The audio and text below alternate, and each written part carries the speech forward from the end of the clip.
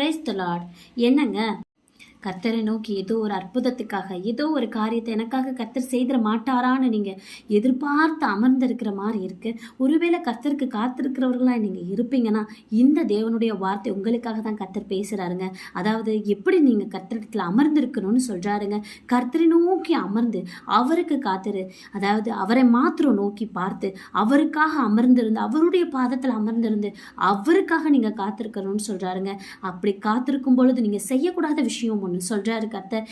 காரிய சித்தி உள்ளவன் மேலும் தீவினைகளை செய்கிற மனுஷன் மேலும் எரிச்சல் அடையாத, எல்லாவற்றிலும் ஜெயித்து ஜெயமா இருக்கிறவனை பார்த்து கோபப்படாத, எரிச்சப்படாத. தீமையான காரியங்களை செய்து ஜெயித்து கொண்டிருக்கிறவனையும் பார்த்து நீ எரிச்சப்படாத, கோபப்படாத. நான் உன்னோடு கூட இருக்கிறேன்.